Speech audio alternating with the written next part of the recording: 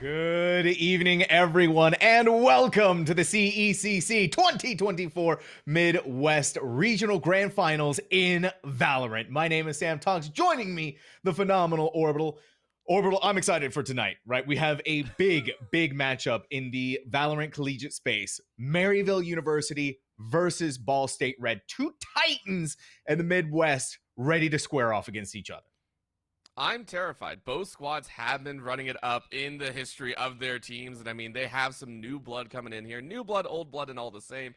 I mean, anyone that's been around the collegiate scene knows the fact that Maryville have a pretty storied record with their new roster they brought in this summer. And Ball State, for their own, have also done very well for themselves, going up just as close to the likes. So I am more than excited here. I am also very excited. Quick note that we have to talk about, though, real quick, Orbital. Our teams got a little excited, a little ahead of themselves. And so map number 1 is already completed, right? So Ball State actually has the lead over Maryville University. It's 1-0. It all happened on Haven. It feels like a fever dream right now. But it was a 13-11 Ball State win. So it was still relatively close when you think about it. And for our next map that we're going into, Orbital, I'll let you talk about that. This could be a map number 3 game. Listen, here's the deal. I don't see that happening, mainly because poor Maryville has had a Maryville curse on them throughout the entirety of this day. Listen, it's unfortunate. They are looking at any crown at this point. Third time here across multiple titles, but this, I feel, is one of their better shots. But I do agree, this is going to be a potential game 3. Of course, 13-11, no worries there. It's a, hey, we had it happen. Going now into Sunset, Maryville, with this roster specifically, have done very well for themselves. Have, I think, when I looked at the records, because I was checking them out, like 80+% win rate on there. Yes. Which Ball State have a pretty good one as well, but like I'm looking at Maryville saying, you know what you're doing here. Ren's back on the Neon, who hoping to showcase a little bit more than they did in map 1, had a little bit of a rough time there. I'll just put it that way. Really looking to step back up into this map. Speaking of Sunset, really big changes have come to this map, right? Especially when you look over at that B site. No more invincible Cypher trips. No more of these necessities towards bringing in, say, a Sova. Both teams are still going to bring us a Sova, though. And in fact, across the board, it's practically mirrored, right? Ball State is running with what they typically do on this map. Same for Maryville. And for both teams, it's really who's going to be able to come out ahead, who's going to be able to step up, and who's going to be able to manipulate this new era of Sunset to their best favor. But going with what you're talking about, Maryville feeling very confident that they're going to be able to take on Ball State on what is hopefully going to be their map win. And the question for me is, are they able to carry their mental? Because for me, it's always about the mental. When it gets to this top level, it's all about, are the players locked in? Are they ready to play? And granted, because we had a little bit of the error earlier on, it feels like there's a possibility that Maryville have had a time to kind of sit back, reset, mentally get back into this game. They know they're facing off against a very strong opponent. Map number 1 showed that. I did have some early intel as well. However, that Ball State Red had the lead for a majority of that game, 7-3 at one point. So Maryville, you know you're up against a tough squad. I want to see a good amount of strength come out here, especially since you're on the attack first. You can open up with a strong half, open up with some strength as well, and really show yourself. But Ball State are doing the exact same, really harboring over there on that A site, sending a majority share, and this is going to be a pretty rough opening, I think. We're about to meet each other, but both pulling away at the very last second. Ren's got the, parting gift of no one to capitalize or remove them. Some utility taken off the board, however, for both sides. And now we're in what was going to be the battle on A. The battle in mid, and Chloric has dealt the first blow against Ball State, getting rid of their mirror, getting rid of the Sova. The Ball State rotate, though. You see who's already over here, right? Needs to get to this position. The battle is about to break out on this new B site. Oh man, and this is the whole thing. It's a little bit more difficult breaking, or a little bit easier, I should say. But Rebo's still holding it off on the wayside, and I think this peak should give a pretty good glance. So calling in the rest of the squad. Oh, Rebo might be caught out a little bit here. Oh, it's good counter stuns though to stop Renz from going any further. And though they had the idea of where Rebo was with that recon bolt, it's not going to be able to do anything for them here. And BSU is doing a phenomenal job at preventing Maryville from gaining any more space on this site. And again, new Sunset Orbital. They cannot plant safely. They cannot plant where you would usually in the before. And though, clean headshot on the Phobos. Ooh. Now they have to go through the rest of the squad who are still on here. And the rotation has begun. Maryville is very staunch about staying here. TN has to be careful. And instead of wanting to take that fight, wait for the regroup, play with your team, spike planted. I like this, and BSU for their own, trying to rotate everyone back in. So Ball State sitting on the back end of CT spawn side. It's going to be difficult. They don't want to flex out, and obviously you have to swing both sides. So Rose, TN at least gets one. Oh, caught inside of the double, 2 players. But TN is hurting, so is Chloric. One good shot onto them and it's gonna be over. Slides on to the other side, now it's a 1v2. Oh. But again, so low at a precipice moment here. Trying to get into the half. Wildfire, completely undeterred. No one saw them, and right click from them. Clutches out the round. Couldn't have been done any better than that. You mentioned the plant differences here, being forced to plant out a little bit more in an awkward position on that backside, but Wildfire getting away with robbery, right? They're allowed to sit on the lower side of B and say, hey, I'm not worried. And you can actually see catching the likes of Fraggleton just looking the wrong way, which granted in pistols I think happens more often than not. Not a terrible position because you still got kills on the board. TN already working their way towards their ultimate. You can see the 4 out of 7 on the charges. Should be a good time here. However, you are in that safe position. I'm interested in this Chloric Phantom buy right off the bat, right? They want to get the firepower online quick with that hero rifle. And the rest of the team is kind of operating in that same distance. You're the Guardian, pinging through. Quick smoke in mid. That's all just to lure the attentions away. And this is for Grim, a big moment where they need to make sure that they continue to have eyes on this A site. So many of these players are stacked towards mid in case of that attack actually coming through. But for Maryville University and how slow they're going to work their way towards the site, that much more difficult until they realize, wait a minute, no one's actually here. Of course, Grim's about to send him a little bit of a welcome gift, but it's an answer to what's going on here. And for Ball State, this is one of the worst situations you could be in with lower gun utility. You were really hoping to kind of sprint your way in. This agent is wild. Okay, Ange. That's a good headshot, though. Good way to start things off again. You've gotten rid of Chloric with that Phantom. Just don't let him get any further than that. Wildfire is spraying, praying. And they have been answered. Even better, they find the Phantom. Someone find the Phantom. Okay, Wildfire did it. I got a little scared there, Orbital. But the important thing is Maryville made it through. And you would think, too, right? They lost 2 players, but Ange only had the go, so it's not the end of the world. Really losing only 1 gun. You go ahead and just, hey, it's not the worst thing in the world. You go ahead and still carry onwards, and you could still take a lot of the util out. You're taking a look, trying to, for Maryville, say, hey, take out at least 2 or 3 of the members, or even try and catch them all off guard.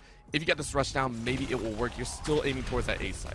Oh my gosh, you got to feel for Rins. You really do, right? Every time that one brain cell neon play, they just want to slide, they just want to run, they want to go full speed. That fault line is always the wrinkle in that plan. Rebo, seeing the cage go up at market, and they're not going to lower the door, right? They're confident in being able to take this fight. Set up with the smoke in mid. It's going to create a one-way over on the other side towards A. Really stop them from coming through. It's all about setup now here. It's all about waiting for it, and a brilliant flashbang is going to set TN up for the kill shot onto their mirror matchup, and now they're going to try and double dip back in for some more. Quick fast lane, all just to fool them out, all just to play with their heads. Look at mid, though, and look at where Giza is sitting. Oh, looking at that flank angle if given the opportunity, lurking behind, but they still got to get on the site. Maryville still have to be able to make their way onto site with lowered amounts of util. You don't have much of the bucket, so this is a straight-up gun duel. And honestly, BSU are going to alleviate. So they're good. leaning back. They're saying it's okay, and they're going to meet a mid. It could have been huge had Giza landed a kill shot under TN. But unfortunately, it's now leaving it to the final 2 members of Maryville. And Wildfire had no HP, getting run over in absolute certainty. Eng may have the Phantom, but what more can they do beyond that? Oh. They can get that at the very least, but a quick stun, concuss, not able to see death incoming and approaching. State University denying the bonus round for Maryville. Not only that, Orbital. They did it relatively cleanly. 3, I would always consider is that magic number. You're more than happy carrying over. I mean, it's more like the standard. Once you drop down to 2 alive, then you're like, I'm screwed. But this is how I do like to say the early start to Valorant always runs. 3 rounds, pretty much the same. The main thing, we do see Ange with that from the shadows, and then of course Teen with that electrocution ready to go. Almost that hyperdrive style that can lead into obliteration of Maryville are not safe. So break out that slow roll default, try and bring more util out, and BSU instead gonna play a long game, very safe, passive start here. Maryville loves starting off this A site, poking and prodding at where the weaknesses of Ball State is actually going to be this time around. The good news for if you're Rins, right? No breach to stop you, but you've also reined yourself in to not run like crazy and tip the hand just a little too early. And for Ball State, this is something different that they're used to from Maryville. It's not the full speed ahead. It's not the let's go crazy. It's not the run all over the place. It's really abuse the timer for as long as we can. Grim's on the other side of here, right? But it's just a sheriff that they get to use. Iza maintains their cover in mid, and they may even be able to hang out here for a little bit longer. But over on the other side, Fraggleton sprays Wildfire back. Klorg has the trade immediately. Spike's gonna go down, a 2v4. In this instance is actually very rough for Ball State. Not only do you have to cover so much ground to get over, you're going to be entering in most likely from opposite sides, but if you opt to enter in from this lower A side rung, it's going to be an okay time matching up, but you're still in a 4v2. You do have a little bit of cover. I mean, you can have an entry piece with that breach if you wish, but I don't think it's going to do too much. Maryville playing this one nice and neatly should be able to close out the round. Oh yeah, should be able to. And then you have this tripwire right here, and an early call being made. Orbital, save the weapons. There's no way that they're going to be able to have the cover that they were looking for from this flank to survive. There's no more time. They need to win a 2v4 and defuse the spike on top of that. Hold on to your weapons. Try for greener pastures going into the next round when the rest of the team is back on these even footing.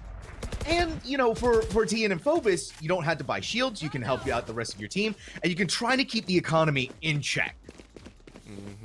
Not only that, if you really want to, if you want to get spicy, because I Grim should be able to buy out, but not enough for shields. You can drop the gun if you so wish, give Teen's gun over, and then you can full buy out. But yeah, you got plenty in there. Only one Rebo is going to be working with a little bit lower on the shield limit, but we'll see how it goes. Right now, though, the Hunter's Fury as well as the Rolling Thunder. I mean, so much is available for Maryville. This entry should be a walk in the park if no one goes down. Here it is, though. Tien, blinded by the flashbang, but with no one really to take advantage of that, not going to go too much more beyond it. And that's where Maryville thought that they were going to be able to get away with this because they thought that Phobos wasn't going to be there to fault line down the Rins Neon yet again. But what does Maryville do in these types of situations where we saw them rotate? They're staying and they're holding their ground. They're hoping that BSU is going to fall into the trap of them false rotating, but not this time around. Look at what Ball State is doing. They have not moved an inch. They're just taking this one nice and slow. They say, we don't have to force anything. We have such great tools. Maryville are just, yeah, we're chilling. But Ball State saying, okay, we got to play this one nice and neatly. We can't let them get overconfident. We can't let them get in on their own space. But this entry is going to be hammering them down to about 45 seconds. Ball State better be ready for all hell to break loose if given the opportunity. Rebo. Oh, that's devious. Put the camera in there just to figure out where the player inside of Market is hiding. And Rebo didn't want to give up that position, but now they're all swarming through mid. Phobos lands that first headshot. Second one to walk through them. They tried to go for the readjust. They tried to replant their feet down on the ground, but it's not going to work. TN on the other side slides in. Now to leave it all alone into Wildfire's hands. A 1v2. The spike going to be planted. He's so careful that they had to play. They're going to throw down the Rolling Thunder Orbital. A brilliant strategic move because this allows them to try and play from behind and get in their business yet again. If Wildfire somehow pops off, like, they have no idea. They're going to be able to do it again. No way. Slowly but surely, piece by piece, second by second. That is a brilliant smoke here. Go over into it, play smart. Rebo turn around. Instinctual is the only word that can be used to describe that. EsportsU puts on another round and stops Maryville in their tracks. I cannot believe it went down like that. I cannot believe it went down like that. I mean, Wildfire had the right idea. You slowly walk your way in, and the best part, you spotted them going into those covers. You spotted Rebo, I think, moving into the own smoke, so you had a good idea. However, with that collapsing, guns are still hot for both sides, and with no ultimates used on either end, it's still going to be a chaotic next round. 3-2, 1 round difference. BSU have to be ready. They were ready last round. They're able to really hang on, but this time around, I'm scared for how much is going to be expended. I'm scared too. I'm also feeling a little scared for Rins, but the Neon Extraordinaire always able to slide out of trouble at a moment's notice. Gonna occupy this high ground this time too, reinforced by Phobos. Not gonna lose this market control through hell or high water. The tide is starting to rise up all around them. You look at main, you look at mid. You're gonna have to be so careful here, especially with scattering. Oh, and they see the size is gonna force them around, and Phobos had nowhere to go. Rebo needs to take the fight and trade out Phobos. They do just that. Get back over, play with your Cypher, and hope that the rest of the team of Maryville isn't gonna be able to break through the defenses. Even using the neural theft though, Giza saying, okay, we've invested a lot. We've already invested some of those ultimates. The Hunter's here. We have to invest even more. We need to win this round. Good ping out on an eye, but Fraggleton still takes out Wildfire, and Giza's in the same rope down to a 2v2 as Grim is able to find Giza's life. Chloric in that same value saying, please give me more HP, give me more to work with because I'm in a 1v2 and doesn't really like their odds. The swings are being torrential as Chloric is still able to take one, but Grim with the mirror kill on 7 HP will win the round. 7 HP. And with winning that round, BSU have tied against Maryville on Sunset. The tension that we're feeling from both of these teams as Maryville tries something different in the past 2 rounds to throw BSU off their game is not working for them. They want to do this mid flood either through market or through the top mid itself, but it just hasn't worked out for them. And it was so close, right? It was almost there.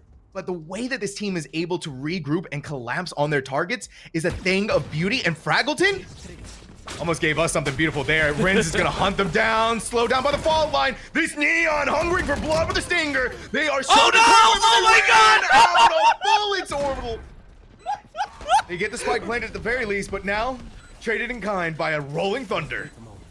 I can't believe what happened. So watching, Andrew's also in the same boat, getting a great headshot, looking for a bit more, but lands right in front of the BSU defense. Wildfire trying to stay away with the stinger, but it's only going to do so much. BSU, Fraggleton in the front line said, yo, I got us a Hail Mary. I got a new lease on life, and Teen says I won't let it go to waste. 4-3. What the heck? BSU back in the lead, and a perfect usage of that rolling thunder. It didn't it kind of expected, right, for Maryville being on that lighter buy, needed to get everything, get some money back in the bank. The biggest thing that they were looking towards in that round. And however many pickoffs they could have done, even better. But BSU only needing to use the one ultimate, the rolling thunder, to get rid of Maryville and stop them from going any further than the 2 kills that they did. Very admirable from this team. Now Maryville is feeling like they're up against the ropes, right? They've lost the lead after what had been a pretty commanding first half from them. The first half. Yeah, the roughest part I would also say is just Renz is still in kind of that trenches of unfortunate errors coming up. That first blood should have been theirs. Like, they were able to chase so well, but not having that happen is just, it may cause a little bit of risk. So right now, with the full guns, we want to see Maryville really step up here. They're trying to push a little bit more, but it's an A-side lean with this default. So I like the fact that we're seeing them still poke and prod, try and get more util out, and maybe even try and check where Teen is. Teen has been pretty on top of ensuring that they are holding down their angles, but also keeping in check where everyone on the side of Maryville is as well. You can tell that Maryville is feeling the BSU dominance so far. I wouldn't say dominance, wouldn't go so far as saying that, but the lead that was theirs that has been taken away. And so we're back to this methodical approach. We're back to taking our time. Phobos, paranoid out, and you lost your Neon so early on again to the efforts of TN that there's really nothing that can be done. It's like lightning from these players. Maryville University punch through and leave Rebo in the worst possible position you can be in the crosshairs of Wildfire. Tied once more. Maryville back in form. And I like it. You find that first frag where you're mentioning the likes of Teen and Renz being able to open up as soon as that first load went down, as soon as you flush out that A side. You say it's all ours. You bum rush the site, collapse in before Ball State realize that they have lost Teen, and you wipe them out. Maryville playing extremely smart right there. For Ball State, you're sitting there going, okay, maybe we bring out a little bit of the old Teen, most likely sending it with the electricity. You have that neural that you need to at the back end, but for BSU, it's gonna be just playing with the scraps that you have on the table. How much more scraps do they have? Renz, guy's getting dumped on by every single piece of utility in the world. That smoke being just in the way that it is. Oh, that's a parting present that this player, Renz, is never gonna forget. They're alive, and they're still able to take the fight back over to them. Spike planted yet again, but it's BSU who's on the back foot, and that's gonna be so difficult for them to punch through. See how Maryville is playing on this site, right? You can't play on the actual site itself anymore. Nope. Oh, another. This is dangerous. I'm so scared. Just don't. Oh, Grim, you're going all over the place. Dips away from the recon bolt in time, but they have to fight yet again. Giza perfectly set up for the headshot. Now only one player left alive, and they're coming through main. Last possible roadblock here against them. Phobos. They don't want to take that fight, right? They don't want to lose the weapon, but they may be able to surprise. Oh, Chloric. Oh! The shorty. No way. Maryville. I love every moment of that. All right, that's fair. You know what? The rounds have been going kind of chaotically, so I like the fact that we're taking a little bit of a timeout here. Namely, for BS, the last few rounds have not gone their way. The last two specifically, I would say actively messy. Maryville pushing the limits as soon as they get an opening kill. If we see that opening frag go Maryville's way, they are not hesitating to push as hard as they can to create even more space. And BSU have to recognize that. At this point, they're already saying, hey, we understand that they're going to try and play fast and loose. We need to be a little bit more on time with maybe some of our rotates of the secondaries, you know, maybe holding mid. And also, I like the call. You go for a little bit of a timeout. You have guns in hand now, by the way. So for BSU, more than okay with that fact. You say, we have guns in hand. Let's see what we can do. We don't have the ultimates, though. So yeah, you're watching out for the From the Shadows, the Rolling Thunder specifically, in Wildfire's hands. That's what you're really looking at. Yeah, and I mean, Chloric's not too far behind either for Maryville. It's 5 ultimate points for them right now. Just need to get 3 more for the Hunter's Fury online. But yeah, like you said, there's such a bevy of ultimates for Maryville to stall out a push, gather information, or if Renz decides that they want to pop off if they need to, can go into overdrive. A lot of different looks for this team and a lot of different ways that they should be able to secure this round. And even for BSU, right? Rebo has to pop off with a Guardian and a Light Shield. This is not going to be an easy round for BSU to win. They need to pull out all of the stops here to give Maryville that fight we saw from the previous 2 rounds. I think they can do it. I think they can do it. We've seen the likes of Phobos throw down pretty hard. Ange now trying to hold the open, but Grim. I mean, we've seen BSU hit some shots they probably shouldn't in some of these instances, and now Ange also getting run out now. Can't back to save, but Grim still fires some smoke. That's... I don't know if they got body blocked or what happened there. Maybe just a little too far forward and they couldn't get out in time, but it is a rough feeling if you're Ange. And that's what I'm talking about. When Maryville tries these mid plays, it just doesn't work out for them. Giza's still very far pushed forward, and this time around, instead of flooding, they're trickling through.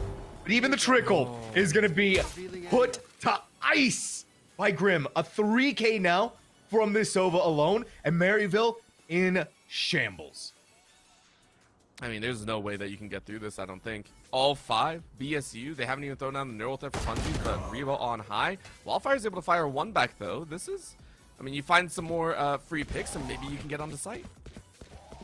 You got to know, too, if you're Maryville, the utility being dumped in your direction, you just had to survive through Fraggleton, and this site is relatively yours, but they look away. Fraggleton misses the shots, though. The rest of the group is here. The spike is going to be planted, right? They have no other choice. They're running out of time. They get in on there, but there's no more time, Orbital. Dang. And so this is a done and dusted round for Maryville. You saw BSU pull back for a second, but it's far too late. Is Grim smiling from ear to ear with a 4K. I love the fact that BSU threw their bodies in. That is something that you see quite often, but it's never fully respected. I think you know time's winding down. You know they're trying to plant. It doesn't matter if you lose your gun. You won the round if you keep them off planting. So very well done here. Maryville slightly upset that that had to occur. You lost 2 in that mid. You saw that earlier on. And then, of course, Fraggleton, probably like, I probably could have gotten those kills a little earlier, but Maryville now, once again, stacking on the A side, ready with the default push out if you wish, but 5 ultimate strong. Let's see some... Oh, where's Rin's going with this? They flick behind them. This Neon is having the time of their life. All it took was that one ultimate, and somehow they ignore the Neon that was running towards them, right? You saw what happened there. TN wanted to... They didn't want to, right? They ignored their mirror, and well, horrifying reflection is all I can say. Oh, that hurts. That hurts. The mirror matchup didn't go their way, and now it's the rest of BSU that are like, yeah, we probably just need to like sit back. We're gonna try and save the guns. You have enough econ kind of worked in that I assume if you save here, it's gonna be okay, but you want to get a few more exit frags. You don't want to live all 5. Oh, you look at the wrong side. Oh, good. It drew the attention away, and Giza rips Fraggleton's head off. Rebo, the poor lone player, all by themselves. They're none the wiser of where this Omen is hiding. So as long as they don't make any noise, as long as they don't play crazier than they have to, should be able to skirt into the next round with weapon in hand. But leave it to Rins, who's been kind of quiet, right, Orbital, this entire round. But to give that ultimate the value that they were looking for, and give Maryville the 6th round in this first half, right? And so for Maryville, it's this round or never. Otherwise, it's going to be a tied first half, and they do not want that. Not at all. And a huge part of that as well, Ren's essentially tripled their score. Ren's is still, even though you have the impact frags, you need more than that. We're seeing everything kind of match out here. So for Maryville, you're hoping for a little bit more this time, entering in mid from that left side and hopefully catching the B side holders a little bit unawares. Doesn't look like it just yet. Oh, that's definitely a way to make them unawares. If they weren't aware before, Orbital, they're definitely aware now. Yeah. Unfortunately, Rins caught in their Omen's crosshairs. That paranoia sees them, but that headshot is just doing Rebo dirty. They thought they were going to be able to easily take that fight, but not today. Not with Rins on the case. Despite planted, full Maryville against a weakened BSU. Even weaker you now. Saw the foot. Ever got shot in the toesies? That's what happened. That's exactly what happened there. Maryville. Like stubbing your toe, but worse. Oh, no. I can only imagine. I haven't been shot in the toe yet, so I wouldn't know, but I can imagine that it's 10 times worse than stubbing your toe. Grim, though, sending Rens to the Shadow Bar. Oh, that's a good Hunter's Fury. It forces Cloric to get out of there. And now Tien gets a push. Wildfire, what are you doing, buddy? Going quite ready. Ange on the other side swings through, avenges their fallen comrade, and Grim, with the world on their shoulders, crushed by Maryville's Radiance. 7-5 for the first half. And now, a Maryville best opportunity. If they can win this and the next Orbital, we might be looking at map number 3. Yeah, but let's remember that Radiance was good, but not fully golden. It got messy towards the end. Remember, Teen is still popping off multiple times. We see them step up. Maybe it hasn't gotten the rounds, but now being unleashed on the attacking side, I can only assume Ball State are ready to play. And this squad, I mean, they've been playing safe. That is the understood factor. On Sunset, you're going to play a little bit more conservative, but here on the attack, I want to see them run as hard, if not harder, than how Maryville did on theirs. Okay, we got similar strategies. But Rins has been seen by the cam. Thankfully, though, both of the Neons really not going to be able to do anything against each other. Both of their roles slowed down by the countering fault lines. But you've given Fraggleton a lot of wiggle room here. There is nobody keeping this Cypher in check. And they may be able to walk away like a knife in the dark. Look at that ball. Oh, the timing. Orbital, the timing. It couldn't have been juicier than that. But still, Fraggleton is unchecked. Nobody knows that they're there. And they still don't know that they're there, Orbital. This is insane. Fraggleton has walked all the way onto A site for free. They may see Ange here. Oh, do it, no, do it. No. Whoa, gosh, I got scared there for a second. The fact that they walked back to back at 1.2. Oh, Maryville, they're mad that this happened. Wildfire's gonna take out Fraggleton, at least make them pay for their life, but it's still a 4v4 situation. Oh, this dangerous team setting up to light them up. But they planted just far enough back. The aftershock isn't gonna hit them. Smokes are gonna go down. Tien caught inside, seen by the recon bolt, needs to get out of there, but it's right into the Neon's hands. Giza on the other side has protected them for just a second longer. Focus has 22 HP, swing both on a right click to disrupt the entirety of BSU. Rebo, a 1v2, still winnable territory. They just need to survive. Both players low on that HP. Throw them for a mild bit of confusion before Wildfire does it again. Maryville, the second pistol round of Sunset. Honestly, really a nice swing there from the last two remaining members, Wildfire as well as Ren saying, I mean, they can't shoot both of us, and the Ghost only has so many bullets, right, and so much damage, so very nicely done. However, they cannot allow a player to get around like that again. Fraggleton should have been spotted at least 4 different times. To get that close, that is going to set Maryville on high alert. This time around, I expect them to cover each other's backs. And for Ball State, they might try and exploit that once again. Send Fraggleton on a solo mission and see what they can do. See what they can do here, right? A lot of different looks. You're gonna post up with a smoke in mid, and then walk through Market. But Market always has these annoying little nuisances like a Cypher trip. And then Giza, you know that they're not gonna miss an opportunity with that Bulldog. This Bulldog, and they look behind them just in the nick of time. Saw one person, saw Rebo at stairs. But again, they gotta go over the spike. And you've lost your final comrade. Rebo alone. The spray through smoke. Not much that can be done here. Try to deter them for as long as you can. Maybe walk away with a pick. Really all you're trying to do. You know firepower. You know you had to do something. But Cloric puts the brakes on that idea before it ever gains any traction. I just love the fact that Rebo was like, play shoot the duck in the water, except the water is like sewage. So love the fact that you messed around a little bit. We're hoping for at least one more kill, but Maryville gave themselves a huge leg up moving in to the 4th. I know this is the 3rd round, but of course, when you go flawless, you have such an econ built up that this bonus should feel negligible if you lose out. For BSU though, you need this stuff. You need to make it clean as well if you want to handle 4th round business. They even get the first blood, right? BSU, and just gonna try to make some impact of their own with a Spectre, but that's really difficult to find that impact you're looking for on a weapon that has range so minuscule as that weapon. And now, yeah, BSU has their pick of wherever they really want to go, and you have that one little less wrinkle of a Neon running in your face. Of course. For Maryville, you're still split in this 1-3. BSU have not opted to kind of rush at all. They're really taking the time, which I do appreciate. Like I said, it's understanding that you need a clean round win. This one way ain't gonna do too much work though. Clor couldn't get away in time. They do at the very least see Ange have that trade-off, right? So you're losing out on a lot of the speed to get onto the actual site itself, but they're by themselves. They're alone, and they're getting dunked on by every single piece of utility. Ange, I applaud the audacity to try and fight them with that Spectre at the range you were at. You leave it up to Wildfire though, right? They're by themselves on this side. Giza's gonna come and give them that reinforcements they were looking for. What looked like a decently winnable round, right? At the very end, it was 2v2. ESU pulls through, pulls ahead. It's now 6-9.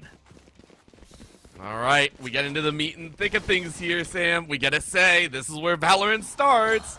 Granted, heavy gun output by both sides. You take a look, heavy purchases on the side of Maryville. A slight shields a little bit on Giza and Ange, but I don't think it's going to shave anything off. Mainly, I'm looking at Giza. This neural theft could come in huge if you find one of those opening frags and could give a lean over, because remember, for Maryville, you just need that one step in the right direction to take over this half as well.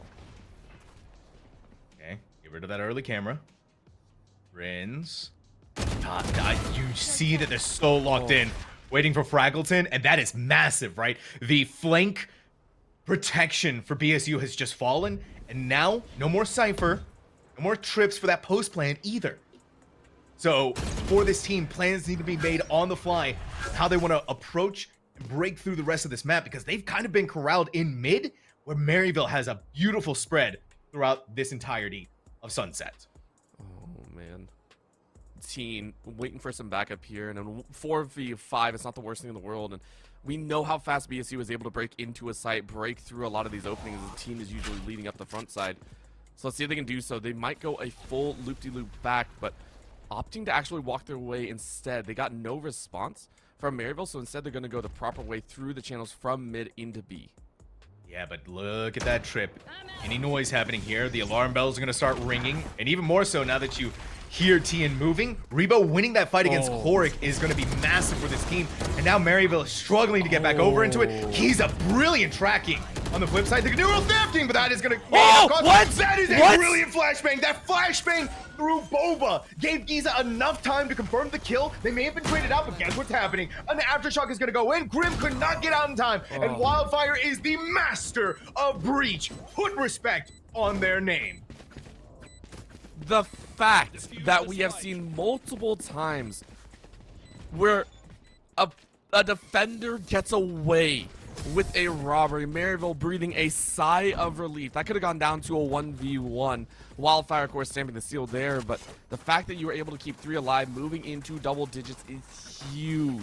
You have a massive econ advantage now in BSU for their own, saying, we gotta lock in, guys. They are 3 rounds away from pushing us to map 3. I think a bigger mental victory here too for Maryville, right? You forced BSU to time out twice on the map of Sunset. This team has a undeniable understanding of the inner workings when it comes to Sunset.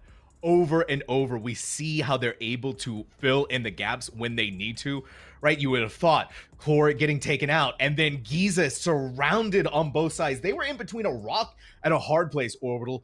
But this is where Wildfire is giving the team so much stability and so much legs to stand on over and over. Because if it wasn't for that flashbang, Giza wouldn't have been caught using their neural theft in 4K, and they wouldn't have been able to trade, at the very least, pick off the one before being traded out. And so this kind of little micro plays from Maryville over and over is a team that is disciplined and has a huge understanding of what it comes to the what needs to be giving them the victory on Sunset. It's almost like they played this map a few times, right? It's almost like they played this map a few times. I love it. You love to see a squad that is very, very disciplined, that knows what they want to do and knows how they need to do it. Moving into this round, though, BSU hopefully having a game plan. They don't really have the guns to do it, though, so this might be the difficult part. Maryville, for their own, though, saying stick with the game plan. No worries to change up. Team, though, opening up here with that Vandal to start. Oh, TD got a feel for them, right? They thought they hit the shock dart on the trip, but now they're waiting for just a second longer here. Let's go, baby. Look at where that Rolling Thunder was sent. That may have been a slight misplay by Wildfire, thinking they were going to be a little bit more out in mid than what could have been. And it looked like a blink and you'll miss it moment. Grim with a double right click has been able to upgrade their weapon to a shiny new Vandal. Finally, the spike is going to be planted. A 3v3, the most contentious of maps so far that we've had on Sunset, but Grim is stuck in this corner. The numbers working against them. The Breach alone stunned out. The Breach, rather, Rebo on this Omen. No hope, no dreams, a 1v2. They know that the sub is behind them. 1v1 now. The spike taking away at Chloric's feet. Rebo seeing at the stairway, waiting for the right moment. Held their ground, determined for BSU to not let anything fall through their fingers. Timeout clutch is so real right now, Sid. I want to point out, Rebo was on 3 bullets. 2 shots, readjusted, hit the headshot, wild stuff. This was so necessary as well. For BSU, you needed the select back up. And not only that, you now have 5 ultimates to work with. You have that speedster. The Neon is ready. Teen can send a shockwave through. You have your own Rolling Thunder. You have your Neural Thread. You have everything up and available. You are going to send it. If you're in the opportunity, Maryville have to be aware of this, and they're playing relatively safe. Pretty deep defense right now. And I think what's crazy about that entire round too is if Grim didn't get the kill onto Ange to pick up that Vandal, right? They dropped the Vandal at that elevator. And then Rebo comes to pick it up. That round would have been lost. Yes. And I don't see any other way it could have gone than what it did. So it's, again, you're looking at the whole story of that previous round, the whole story of what BSU was able to do. And now with every single ultimate online, right?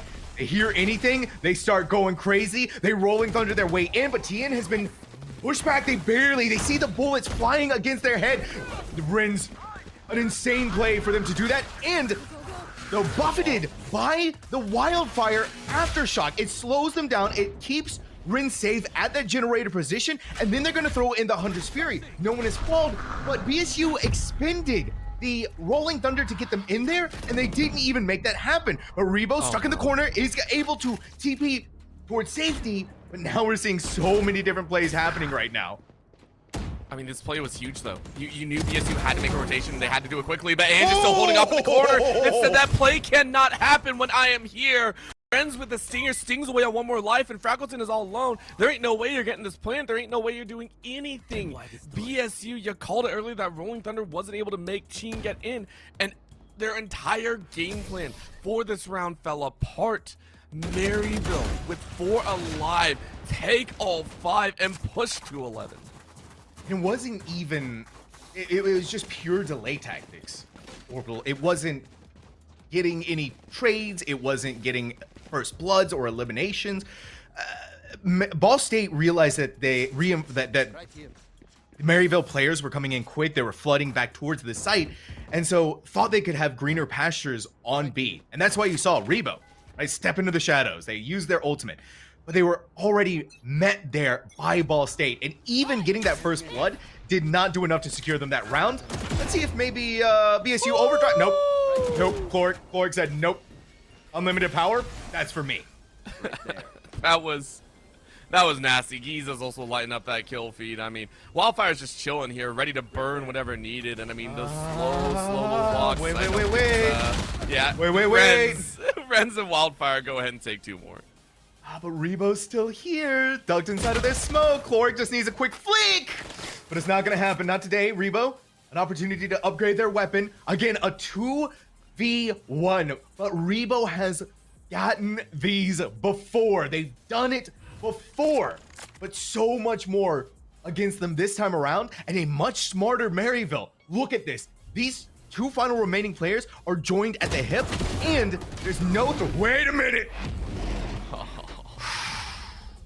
It almost happened again, Orbital. It was right there. But Maryville University pulls into match point. I love that we can hear the hiccup in your voice, Sam. We knew it was going to happen. We were like, oh my God, Rebo, no. But it doesn't happen here. And now, with guns alive, BSU have one more chance to deny this going into map 3, instead to play for OT. This is going to be a challenge because, again, they've been stuck before on one of their fast entries. This time around, you have a chance. You can see Teen set up there to rush into mid, but Maryville are going to meet them. Yeah, they are. And maybe not quite yet.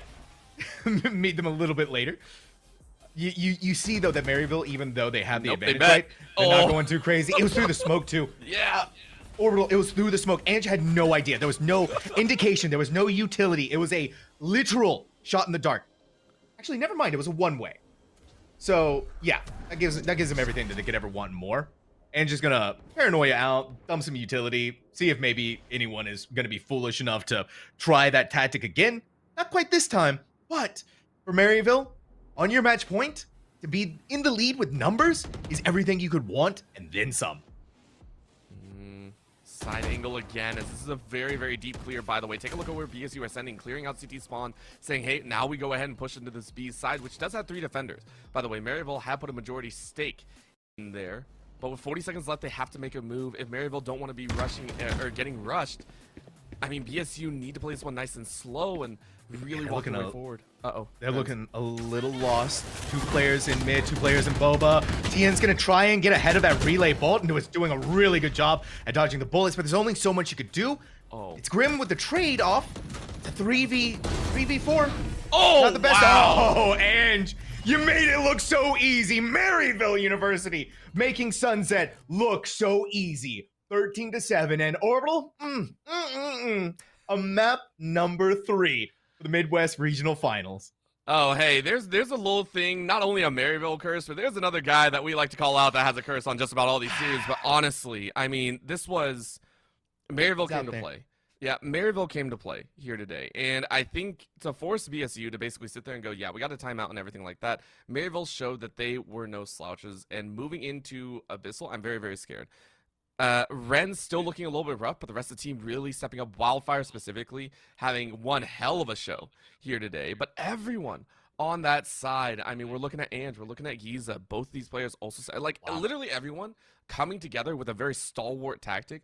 BSU could not contest. Yeah, I mean, I'm looking at the right because you were kind of talking about Rins at the beginning of the broadcast and how they needed to come online. Well, they did for Sunset. 4 first bloods for the Neon, 14-11, right? That meets TN on their Neon, who I thought was doing a phenomenal job in the first half, especially kind of tapered off when they needed to be on the attack themselves. And you also look at the spread of Maryville. They were doing their work through as much as they possibly could. 3 first bloods for Ange, 3 first bloods for Clort. I mean, you're looking at your smoke and your initiator getting almost as much as your duelist. And you're thinking to yourself, yeah, okay, Sunset, we see now why they won 13-7 on Sunset. But Orbital, I gotta say, for as much fun as this has been, we are gonna take a small break, right? I need a breather, and I'm sure the teams do too, because it's our final map. 1 more to go. And then we're gonna figure out who is gonna be our Midwest Grand Champions. Is it gonna be Maryville, or is it gonna be Ball State? All of those questions answered and more when we come back.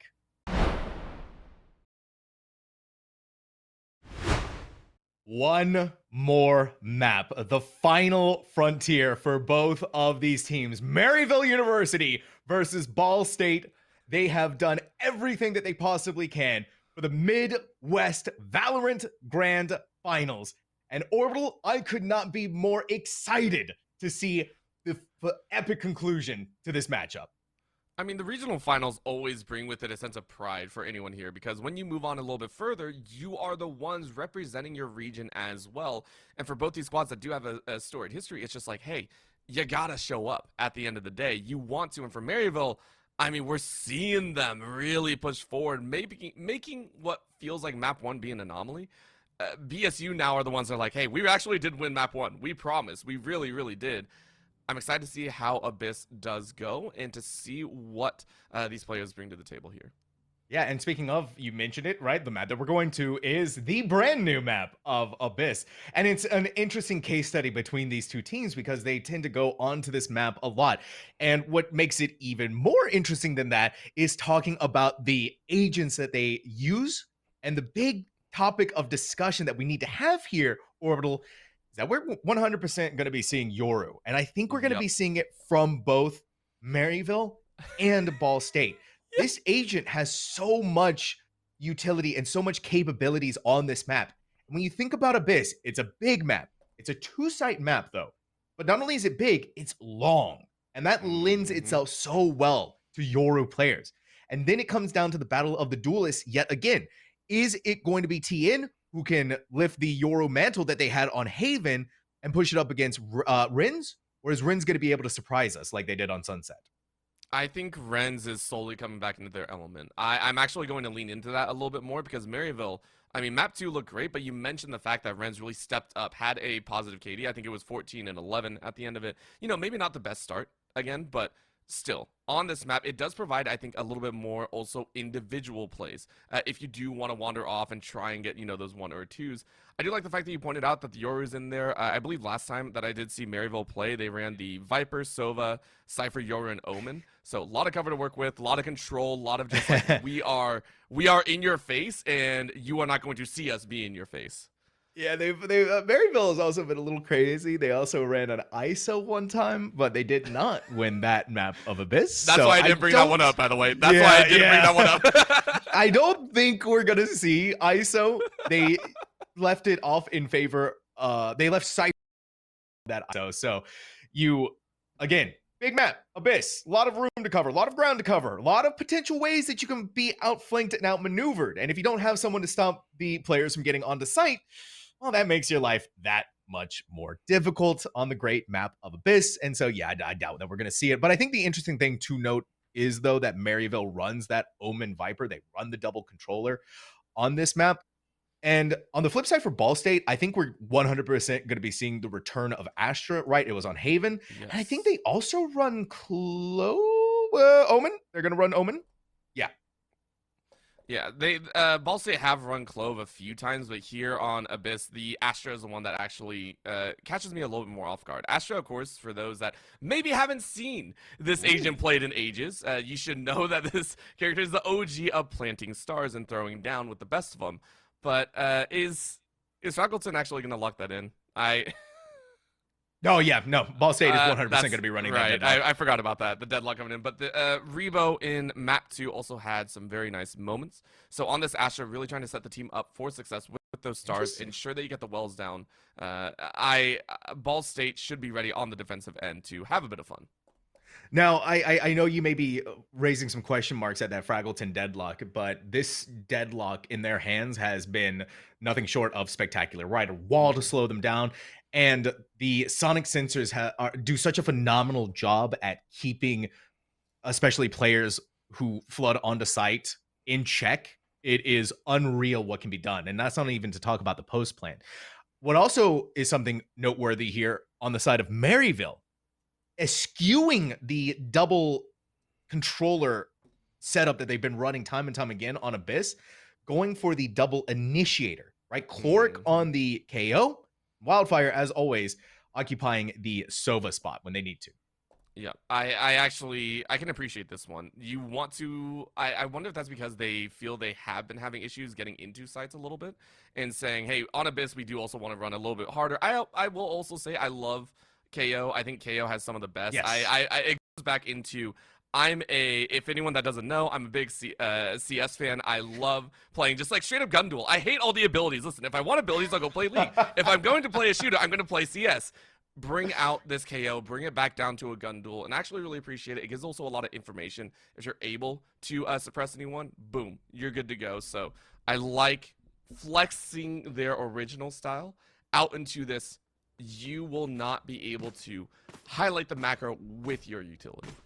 Yeah, and you also have double flashbangs, right? That's a huge thing for Maryville's side. You have the KO flashes, and you have Rinz's Yoru flashes. So many ways to overwhelm what I'm assuming is more than likely going to be this A site. And you talked about it too. You gain so much information, especially with that knife. If Cloric can disable some of this utility, disable some of these abilities, that's also where Fraggleton is going to come in, try and meet that a little bit ahead of time. But we're seeing Maryville spread out. 2 on A, 2 through mid. And of course, Giza doing their sneaky cypher things and seeing weaknesses on B. It's essentially, I think you just run, right? As a Yoru, you're just like, do your own thing. Pray to God you don't die, and we're all set. But this 1-4 setup here, this is going to be very painful answering because of how long it takes to get over as well. Fraggleton has got to do work. Yeah, Fraggleton may not have to worry too much about work. It looks like it actually put Ange in a really rough position. Wow. Wow. Of the team in a rough position. Try to remove the net, try to get out of there, and you are just in between a rock and a hard place. But the important thing is, Orbital, they managed to do that. They've lost their duelist in making that happen. It's not the worst though, right? Because you drew a lot of attention and the rotation onto A, but they're not doing this fast enough because they've already countered and come back to B site. And slowed down by the gravity well. This is phenomenal usage here from Rebo to get in, but they have been blasted away by the sheer firepower that Maryville is throwing back in their face. And it's just not stopping either. Take a look. Maryville already got in sight, but they were able to catch one straggler as well, leaving it to a 3v3. And in a situation where Fraggleton has actually been fragging out a little bit in the early start, denied that original A side push. If this 1v1 goes their way, Fraggleton can come up with the dub, but no, and shuts that down right away. Yep, and that's what I'm talking about, right? You have that flashbang. You may have lost your Yoru, but you still have your KO. They pop flash that through the smoke and immediately go and take on the fight wherever they can. And that extra molly to delay the spike, to delay them from pushing forward any further. Ange is a dominating force on this high ground. Phobos has no idea of what they can do to win this round, right? You try to go for the spike defuse, you're surrounded on literally every single side. Jeez. Ange, 4 kills in round number 1, and Maryville, since Sunset, have not dropped a pistol round. I have to give a big shout out. Fraggleton was able to hold down A site and section off Renz. The start for the Yoru doesn't feel good, but that mesh shielding, that netting, denying any further, that was the right idea. You know, section off one, you take him out, you basically pincer them off. But Ange coming on top in that first round now means that you have a Noman that is more than willing to TP around once you get 3 more charges.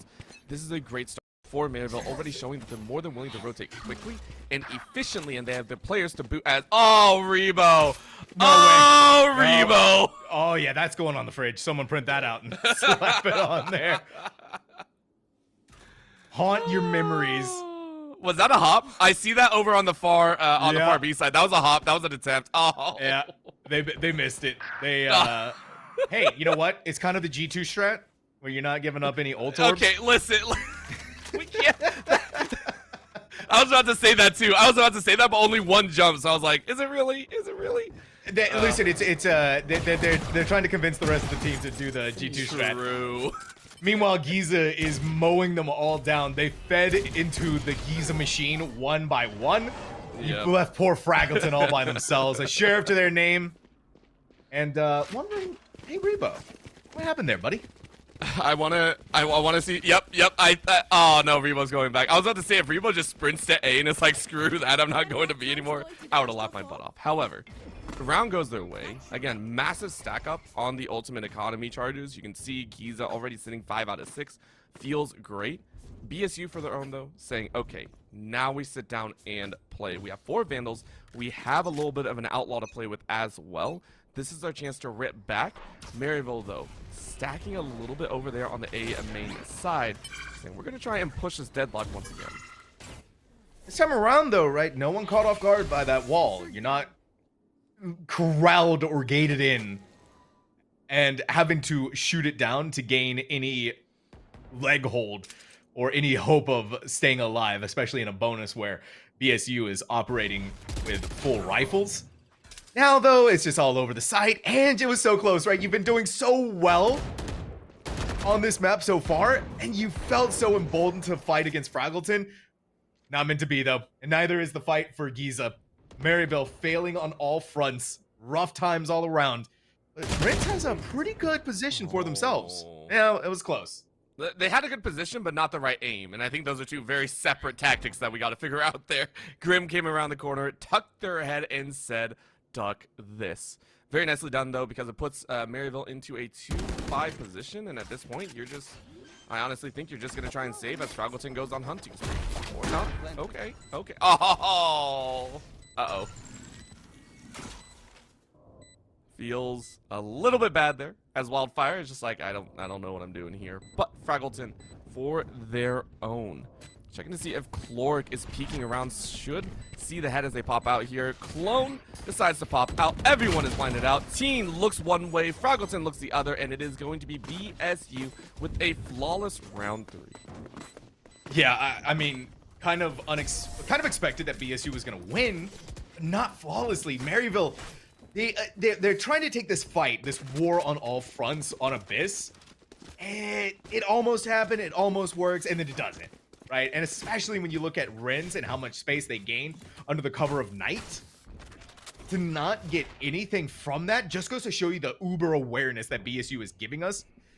And I think even more importantly, right, Orbital, no one fell. I don't think Rebo's ever living that down, by the way. I don't think Rebo's ever living that down. In the grand finals on map number 3. Absolutely not. Absolutely not. Look at that. Rebo's even staying away from that corner side. It's like, yeah, we're not jumping. Right now, though, heavy util usage. Rebo going ahead, pop the stars. But Giza said, yo, even in the stars, I find kills. Phobos is now down, but Rebo's ready with a counter kill, given the opportunity to refrag. Can come out if that star falls. And you do. Ange is gone. Can't get the second, though. Yeah, pushed away. There's still a lot of resistance that Maryville is running into. And that shock dart is going to be an extra wrinkle. Here it is, though, right? Chloric yelling at the top of their lungs, you are powerless. The null command preventing any ability usage. And that is massive for the Sova and the Yoru to not be able to use any abilities. Maryville having the leg up against their opponent. Chloric, though, thinking that they're going to be coming from one direction, it's actually all above them. Down on the ground, Grim's 3K, but now it's all left to the efforts of Giza alone and by themselves. Lands the headshot, but 42 HP, tries to go for another one. TN set up so brilliantly. Saves the day for BSU and ties up this match 2-2. Wild stuff, and at the very end there was a little bit of a pitch of util. Maryville tried to eke out that info. I mean, Giza had the right idea, right? Deflect one, take one out, get ready for a re, but Tien had that on lock, and well played on the entry as well. Swing in two directions, made sure to flash out. It was just so well done. BSU were able to collect in on a round that feels like they got away with a little bit of a Robbie, more like a dine and dash at that point. But overall, BSU coming out to play, and now Maryville eating up the issues of that.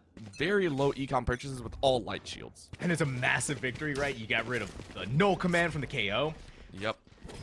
A true feels bad for Chloric too, because that came out at just the wrong time. Suppressed. Rebo is seen by the camera, caught in 4K. Giza runs through the smoke and lands the headshot, taking the wind out of BSU sails. This may be lighter firing power, but in the hands of Maryville, it is just as deadly. It is just as phenomenal. Giza, how is your wrist? Not broken in half, buddy. Flick down below and gets the pick off here. Maryville, it feels like they should almost have this limiter for themselves, but now with the spike planted, right? BSU is no stranger to scenarios like this. I cannot believe Giza is still alive, by the way. Giza is wild at 5 HP. Even seeing where that last person is with the smoke going down, I mean, this is going to be death. Renz helps out a little, but giving the assist over. But this is BSU going, what the hell just happened? They're going to save. And I think that's the right call. It's the only call that they can make. Honestly, Maryville, with a hard rush into sight, said, yo, we don't have great util. We don't have a great option. We don't have the guns. But if we get close enough, maybe we catch them by surprise. And that's exactly what Giza was able to do. Massive call. Well thought out. Maryville move up one more. 5 HP. That there is no world in which Giza should have been able to get a third kill after the two they entried with. And let's not forget, this is the Cypher. And that's also where we're seeing the power of this KO really starting to shine through. You deny Rebo the opportunity to use any of their stars, to use any gravity wells to slow down Maryville, and then you even more so layer that on with the Sova utility. There's the double initiator for Maryville popped off there massively and gave Giza so much room to work with. Now, will it happen again, though? With the last round, Maryville essentially scrapped together a win, now have all of the pieces together, but once again, it's a deadlock hold with a secondary on site. By the way, this time it's not just a deadlock holding, it is two. So with this, you can see the rest of Maryville actually taking a lot of their time saying, okay, we don't have to push, we don't have to get crazy, let's cheat inside of mid and see if we can find any angle thus far. But with a minute left, you need to kind of figure out which way you want to lean and at least see some of the BSU members. This could be massive for Phobos, right? They could go in with this judge, they could be crazy. They're hanging out on the other side. That dimensional drift. Wait, no, it's not. Yeah, it's a dimensional drift. They go in. Phobos has nowhere to go. They need to get out. Find some safety, but they go back into the Chloric. And the worst part for Phobos is they knew they were doing that. They know that was going to happen. Grim throwing in a Hunter's Fury maybe as an extra safety measure, but nothing is going to be able to save this spike from being planted on the side. Annihilation goes in. It reels someone in. It's pulling them towards it. But the damage is already being done in the way that it is. Wow. Rose, unbelievable. 3K. Oh my God. Wildfire is alive though. Well and ready healthy as can be. Put it in. Throw up a star. But Wildfire's not falling for that trap. Not yet. You know they're going to be on the other side. Couple of shots through. Throw in the recon bolt. Figure out where they're hiding and then swing out together. The coordination, the teamwork, and the win for BSU. 3-3. It's good. You know what? They're just keeping us in suspense. That's all they're doing. Remember, in map 2, it was net even pretty close towards the end, but I want to give a big shout out. Fraggleton, I think, made one of the best plays up there. The Annihilation grabbing one. You saw how it drew the attention, opened up space for the rest of Grim and squad. BSU were down a member, by the way. That was one of the rougher parts they had. MU had all the time in the world. But when your attention is drawn to trying to save your teammate, it opened up a floodgates. That's where that 3K came from. BSU played that immaculately with only one ultimate use. Fraggleton making it work. Making it work. Again, right? How much more can you do when Maryville gets their heads back on straight for Attack Abyss? Giza, still safe, but, you know, that recon bolt firing towards it, it's going to let them know how many players are here. That should have been 2 shots heard ringing out. Grim is in a shock dart, stepping into the shadows. Not seeing anything over there for poor Rebo, or Rebo rather. Over here on the other side on this Astra. Not too much sights being gained. Maryville, slow roll, a flashbang in mid, but they're still not pushing off this utility, right? They're still not going anywhere with this. And BSU, same thing. They're not giving up any opportunities for an easy pickoff to happen. They don't want to let it go because this is exactly how some of these matches just kind of spiral out of control. You let the first blood go and everyone springs to the side. However, you're going to have to rush. Maryville opting. Try and use that from the shadows. Take a peek in. They say A is kind of populated, but their B side hit is what they're going to rush for. And it's also really close to what's going on right here as well. Oh my gosh, that flashbang couldn't have been done any more perfectly. And Giza gets to abuse this wall on the other side because through, and what happens? Giza is going to bite your head off. Fraggleton is by themselves. They can try to go for the spike defuse, but it's really trying to abuse how much of that wall. I cannot believe it. They movement that perfectly. One more to go. All that's left. Now I can focus. If Rebo can do it, Fraggleton has to do it too. And they're going to get to the half. Wildfire. Making them think that they're going to be safe, playing with their mind, playing with the timer. Maryville University. It was by the skin of their teeth. They're back in the lead. Disaster striking on both ends. I think both squads. I mean, that rush, Maryville felt like they had it on lock when they got the opening kills, but BSU biting back very, very hard. And honestly, there was no real macro. There was no thought. That was literally just, I trust your aim. Good luck, teammate. See how many kills you can get. So I'm liking how this is devolving into. You and me both. Orbital. This has been a tour de force showing, that's for sure, from both the teams, right? You're on the final map. You're in the grand chamber finals. in sight, by the way. Yeah, no chamber. Thank God. Fraggleton, though, about to have a lot of players in their sight. No command. Rins is still going to be that casualty to fall, but Wildfire gets an immediate trade through. And anyone who tries to come towards this site, right, is being locked down. This null command is preventing the utility usage to get anywhere. And so the spike is going to be planted, and Tian is going to try and fight back with the dimensional drift. I like this call. Once again, skulk out, see where everyone is, see one, see 2 more. So plenty of information to get back on the site, but how are you going to look behind them? That's the question. Yeah, right. You got to be careful of what's coming up behind you. That tripwire is going to be the alarm bell, but someone, hopefully, yeah, it's going to be... Wait, Tian, you're just sticking it, buddy. Wait a minute. No one knows. Under the cover of night, he clutches it through. There was 3 players, but pros don't fake. 100% Maryville. When I believe it was Rebo that got shot out, they thought Rebo was a spike diffuser.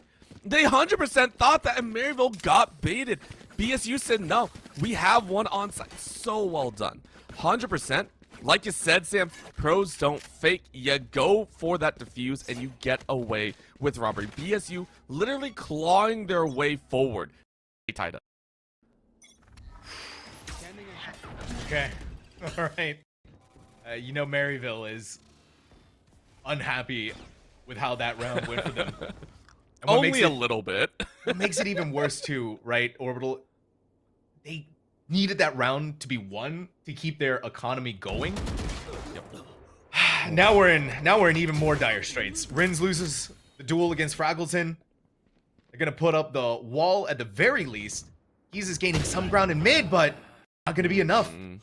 Phobos, a stalwart defender using the outlaw, knowing that Maryville more than likely is gonna be operating with these lighter buys, these light shields, and so really gets to abuse that outlaw for as long as they can. Poor team. Maryville, like a chicken without their head, no duelist, and has no. Whoa! That's pretty good, but what? You didn't get rid of Revo on the high ground, and so it's still defended, still protected. I mean, this is also a spike running on their own, by the way. That hurts. Wildfire, only one over there, so all you got's one alive. Chloric is like, yeah, I don't know what else I can do. At this point, you don't want to give the ult charge over. Might just drop down. However, you get a kill for yourself, and you're pretty happy, so you get to try and bust your way to get that spike. But BSU have got 3. We're going to play the long game, play on the lower side of this B entrance, and say, someone's got to come to us anyway. Yeah, this is smart too, right? What do BSU, the 2 players who are on this B site do? They run towards B main and look to deny either the wherever this player could have come from, and they were going to make a lot of noise to try and make that happen. Core's going to look behind, quick flick back over onto Fraggleton. Going to give him the kill there, but fortunately, it's not a round 1. I mean, this is BSU for the first time in, I think, both games. They've actively taken the lead, by the way. In the 2 games that we've seen here on stream, this is their first time stepping up, getting a lead. And it's to try and stay away from tying up 6-6. If they win this one, it feels good. You can maybe look at a further push. But the weaponry is out, and I'm taking a look at Renz. Renz has, unfortunately, still fallen at the lower end of the scoreboard, 3 and 7. Have the judge out, though, which signals to me you're going to be rushing. You're going to try and make this as messy as possible getting onto site. 4 players stacked, 3 players rather stacked at A. Tien's at that high ground. Phobos is in love with this outlaw, by the way, and I don't blame them. They've gotten so much usage out of it. Now the stars are going to go up. Revo trying to make sure to keep things safe and protected. Now being pinged out. Oh, caught though. With the knife on the other side. Rins will be able to see a lot with this dimensional drift. Has an understanding that the site is protected, but they don't want to go any further than where they could already go. And now, with their clone being broken, the fight is on, right? A full 5v5 retake. The determination of this round. Oh, of course, Ange says, nah, you can't enter in so easily. We're going to take a live. Giza follows suit, 2 down before BSU can even hit that site. Dangerous spot for Phobos. Once that outlaw once again showing up grim, able to take 1 before falling, and Renz still hiding and waiting. Rebo inside of the smoke, just waiting for something to come through. And you see 1 blows him up, swings on the other, gets the second, is gonna walk right 1v1, over. 1v1. And instead of the 1v1, your eyes up, but you only had 9 HP. Ange with the clutch, but BSU made that hurt. 10 HP.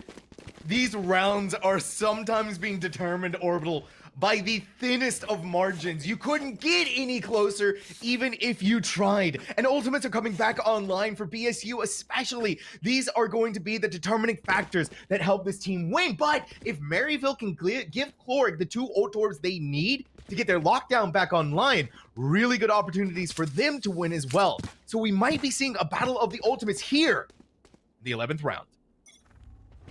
It would only be fitting. I feel like it would only be fitting. Of course, for their own, Ange runs away from that sniper shot. Phobos still being a giant pain in the butt. Currently suppressed out on the back end, though. Really taking a look here and saying, okay, the rest of BSU willing to stay far away, but Maryville once again stacking on this B side. They already know, or on the A side, they already know who's going to be there. Fraggleton is going to be waiting. And they're going to say, okay, let's chance it. I don't think you have the weaponry. Let's see what you can do. Yeah, Fraggleton being so much more reserved, wanting to get a good opportunity with that annihilation.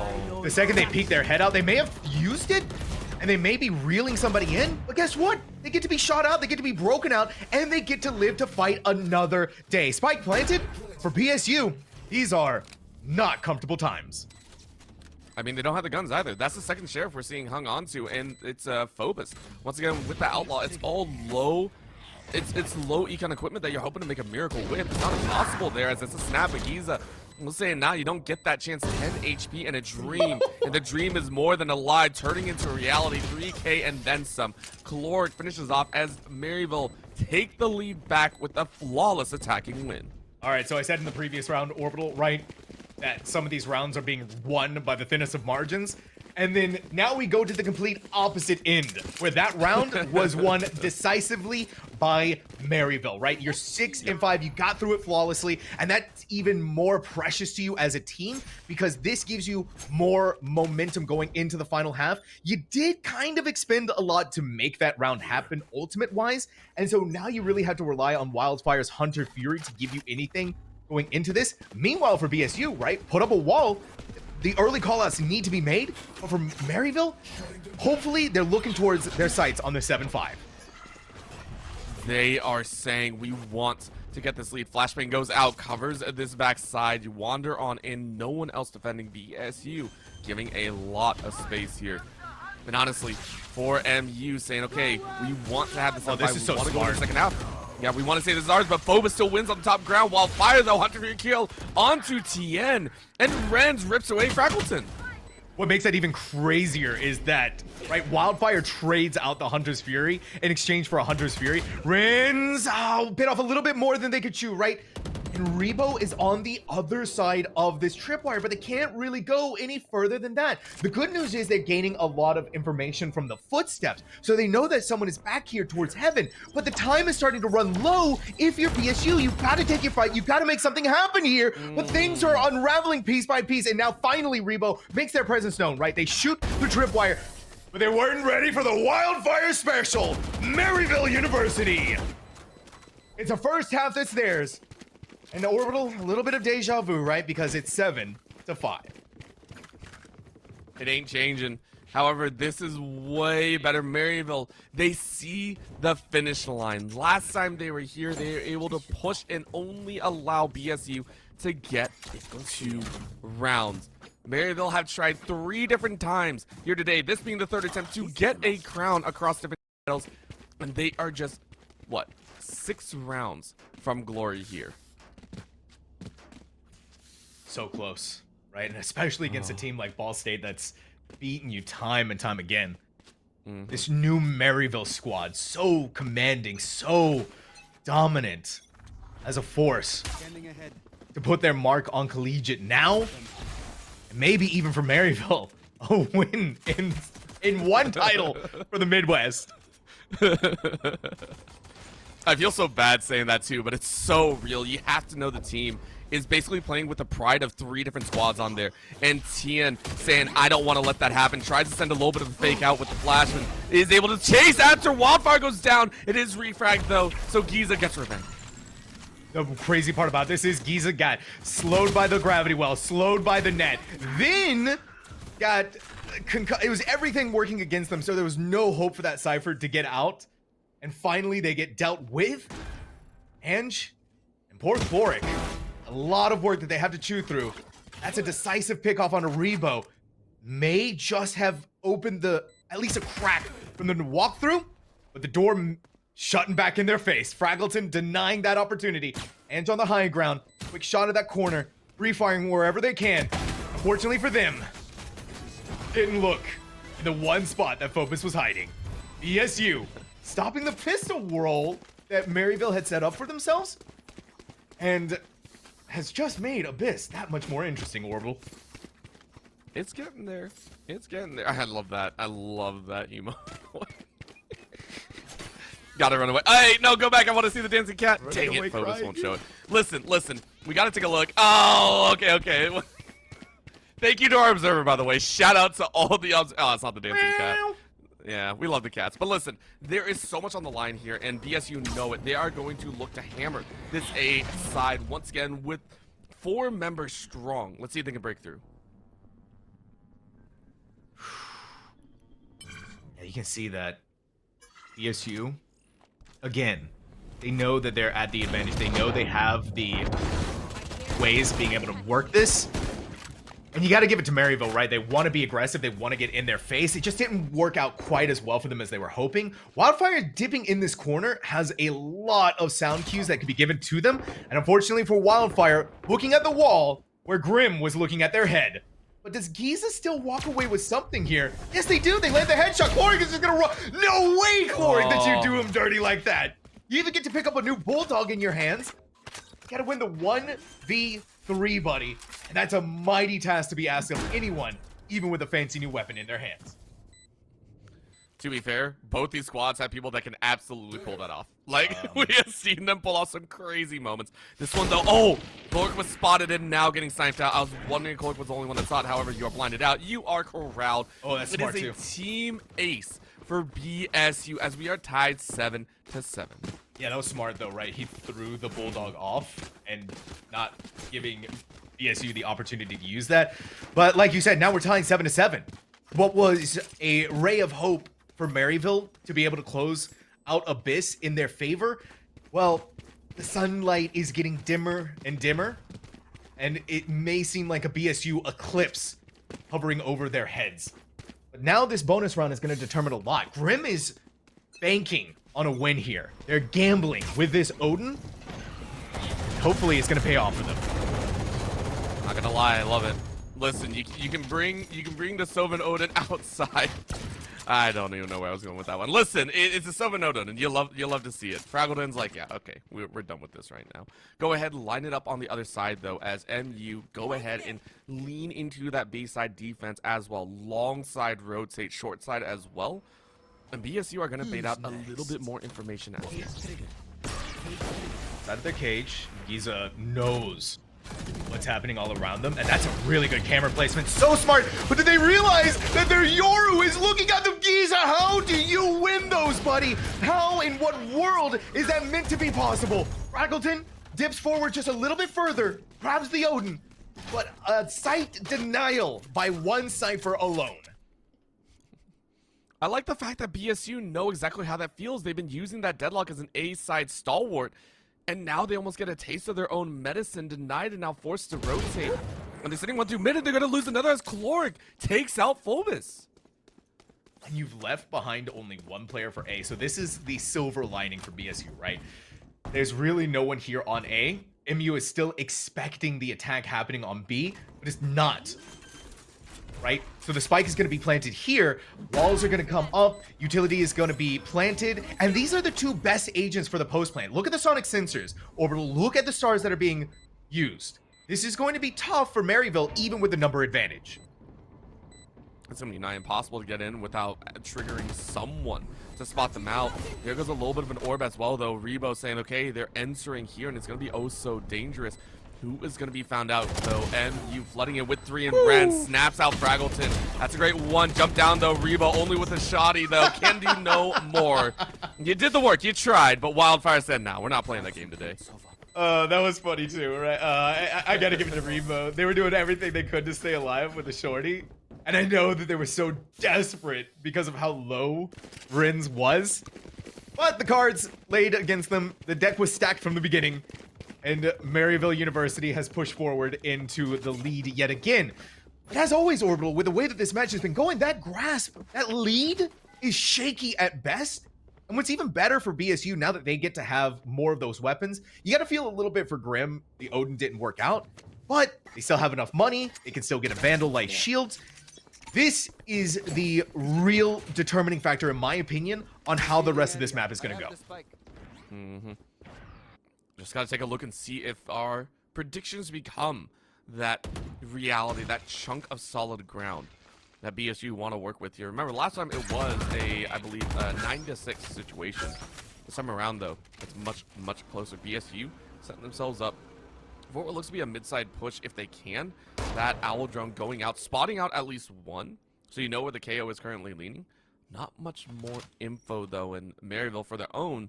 Still wondering exactly how they want to play this one. You can see the Yoru setting up their TP on the back end. ESU, they like starting things off slow. And for Maryville to continue to leave Ange by themselves on A is a bold play, right? And I know that you have Clorik inside of Vent, but it's still a long road for them to get back over to Heaven if BSU had decided to flood onto the site. Now, it's not B, or A rather. It was never meant to be. Gonna be B. Giza not quite able to get rid of the recon bolt in time. They are. It's all kinds of torture. It's all kinds of pain. And what's even worse is their teammate being reeled in right above their head. BSU played that to absolute perfection. And Rins, try as you might. Fall as you do. BSU now only need to take down 2 more, and honestly, Ange, I don't think you guys want to try and take this one. I know the econ isn't working out in your favor, but hanging on to those 2 guns could be good. Exit frags would be in your favor. Chloric, of course, taking a little bit of a not so scenic route. I don't think anyone's going to be coming out back towards CT spawn. BSU going to carry 4 weapons over. At least that's what I think here. Chloric waiting for a chance inside the smoke. Able to grab a gun, chasing out. Got spotted out, by the way. A little bit of a zinger on the back of the back. But 2 weapons in their hands, 4 in the hands of BSU, as we are once again going to be tied at 8. Sam, what is going on here? Well, I'll tell you what's going on right now. BSU, a couple of ultimates needed to be expended to win that round. And good for them. Good on them for using it in the way. And Fraggleton has been having unbelievable net rate, I guess, reeling in with those annihilations, landing them almost every single time. I think they have landed them every single time on Abyss. So it may not equal to a kill, but it gives BSU the legs that they need to get onto the site. And you put in the extra TN dimensional drift to get them in there to gather even more of that info. Yeah, you just run down Maryville and stop them from being able to do anything. But now the real question becomes, for Maryville, what do we do to stop this momentum gain for BSU before it gets out of hand? You can do nothing. That's what they're saying here. Grim, of course, finding out a little bit of information. They're wondering exactly how they're going to kind of make their way in. BSU are still, you know, they got a minute left. You haven't really scattered too many of Maryville's members around, so fade on over. You're getting ready for this push. BSU, I like what they're doing. Let's see if they enter with a bang or with a quiet walk. Giza's ready for either. Yeah, and this time Giza learned their lesson, right? Instead of playing where that recon bolt can find them, is, again, at the cages. Not going to be seeing anything there. You also have to wonder, Giza, you got to be careful, buddy. Now, this time Revo was denied by Giza and didn't fall of their own accord. Oh my Giza god. gives them Oh my god. god. Going to take a freaking mile every single time. And this is the answer that Maryville have every single time. It feels like a win for BSU is just a road bump for Maryville. I cannot believe that that was held down in that way. VSU just going, we don't know what happened. Quite honestly, they got shut down in the jump. They got shut down straight through, and now they're going to lose their last member as well. Chloric ensures 0 guns are handled. And Maryville eke out with 1 more round. But with how it's going so far, Sam, I expect not only a timeout, but also that we get tied up after this as well. Yeah, the big problem is if they cannot find Giza, then that B site becomes so much more painful to try and fight through. And this is where we're also starting to see the difference between having the double controller versus the double initiator, right? At the very least, had you try to fight against Giza, if you have the KO, you get a recon bolt, you get the knife, one of them can be used to distract the other, or you try and flashbang. But this is so difficult for them to push through using only the flashes of TN. And again, you cannot leave Giza unchecked. Every single time they've held into that corner, before they fall, they take at the very least 2 players with them. Every single time. It's just... You gotta check your corners is all I'm hearing in there, Sam. That's all I'm hearing in there. Yep. It's a painful lesson. It's one that you learn very quickly also in a lot of these. So I like the fact that you pointed out. It's like, sometimes we gotta go back to basics. Sometimes we gotta go back to those basics. At this point, though, BSU forced into their 3rd timeout that we've seen so far. And here on stream, at least. And MU just chilling. They're like, hey, we're never uncomfortable. We are happy right here in a 9-8. I fully expect them to continue to move forward, and you can see this pretty deep side push in that's mid, but it's crazy. an A side look. That's crazy. Every single player, they could not shoot the knife in time. And so they've all been caught by that one knife alone. And Giza does it again. What am I talking about here, Orbital? They push forward rather than playing on the site itself. And they get the one. Now, Maryville is playing with their food. They are manipulating the events into their favor. And BSU, well, guess what? Phobos has been grab netted by their own deadlock. So, yeah, you can have that too. This was the round that BSU needed to win, Orbital, to keep Abyss in contention for themselves. And if they don't do it here, it may just as well be over. There is a pain in the eyes. BSU so close. They can make some magic happen, but they got to get over this wall. Fraggleton knows what happened last time. Someone tried to jump this way. Now they're going to look that way as well. Looks to the outside, trying to take a look and see if there are any eyes. However, gets tagged out. Wall goes down. Rebo still helps out. And it'll be another kill. Phobos takes out Rans. Wildfire, though, gets a huge shockbolt kill. And MU still keeping a man lead. That is unreal. But the important thing is, MU still has that number advantage. Like you said, they still have it in their favor. And so what do? They're taking their time. They're waiting for Cloric to regroup with them. Play off the flashbangs. Play off of the knowledge of the utility. In goes the Molly, but just far enough away that Phobos is safe. And they're hiding inside of the smoke. Time is starting to run out. They need to make their play now or never. Fire the 1 HP! Oh my god. 1 HP and Phobos is still alive. They are none the wiser. Cloric, though, set up for safety. Set up for perfection. But do they have the time? Do they have the time? 1 Yes, they do. second. You know we're sweating on here saying no way they got this fight, and the players are just like, I know the ticking. I know how long it takes to defuse. I'm golden. Maryville, they have fought so hard. Map 1 did not go their way. And yet they are 3 rounds away from lifting the crown here as regional champions. Dance your way home all day long. BSU still got some time, though. They got one more round in this kind of save situation, and then they can buy out when it's 11-8 if they so wish. But they're going to look for damage. They're going to look for power with a little bit of a rush towards this mid-angle.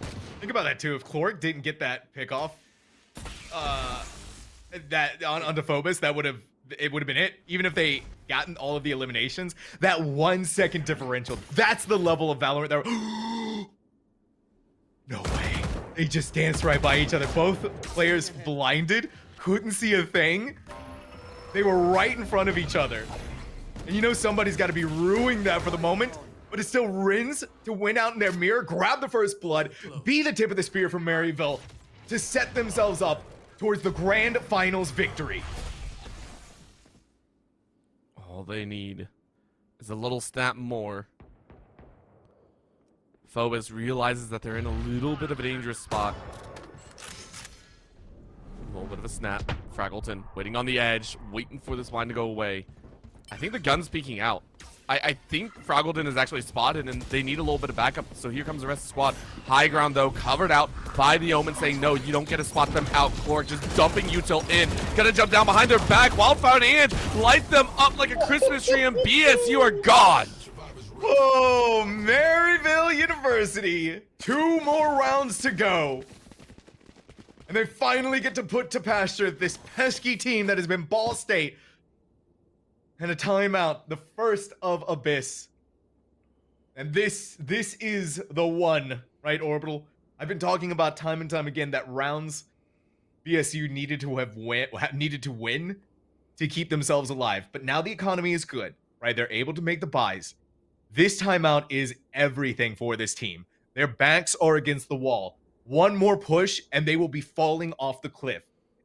And it truly is. If they cannot win this round, Orbital, right, they're not going to have money. They're not going to be able to buy up for the next round. And again, too, you look at the ultimates, they only have Grimm's Hunter's Fury. So the tank is running low. They need to farm ult orbs. They need to get pickoffs here. And I think what makes it even worse for them is that Maryville is still sitting pretty on their own ultimates. Hunter's Fury, Null Command, Neural Theft, and just Into the Shadows, 1 away. A lot of ducks that need to be put in a row for BSU. I mean, you can make some ducks fall in the line pretty dang quickly if given the opportunity. This time around, though, I like the fact that you called out that, hey, you know, the ult economy is different. Mainly, I'm looking at shielding as well. You do not have enough HP and enough shielding to really take these straight-up gun duels either. This is going to be a dangerous front for them either way they pick it. And they need to find these opening frags. 100%. There's a lurk on the far end. It's a challenge, though, as this is going to be dangerous for the one. BSU saying, okay, let's go ahead, get these orbs. Let's set ourselves in a proper spot. But that B side is looking dangerous. All I can see are a couple members dancing in and out of player range. This A side hit, though, is going to be so messy. Giza's like, yo, I got 4, 1 spotted out. Hunter Shuri breaking through the ranks, soloing out.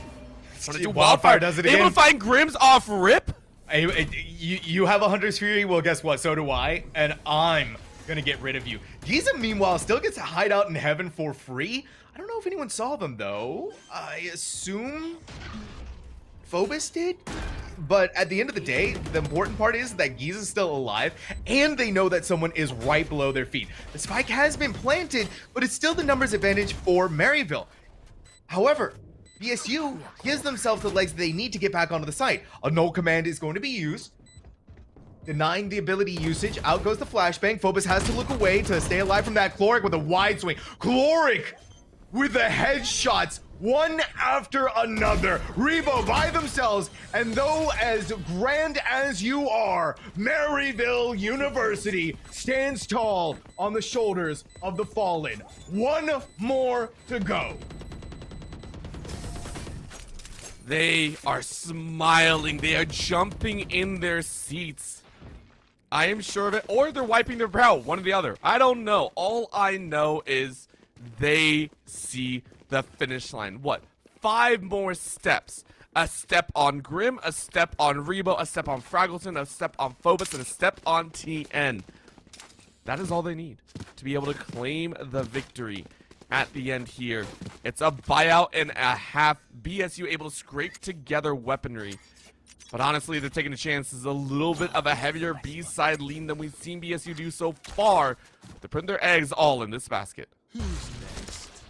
Look at where Giza is playing, right? It's not on the high ground. TN is going to step inside of the dimensional drift. They are all the way up through mid. And now they look up. Targets, out they go. The wall. No way. Oh my god. Orbital, no way. Orbital, no way. Orbital, no way. The final round. Oh. Disaster striking. Are you kidding me?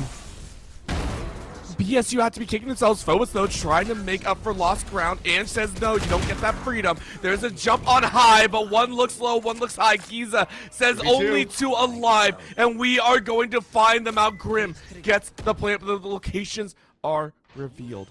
In the 4v5 situations, honestly, I am surprised BSU are at this moment, but it's a long haul plant, and Clark sees one more body.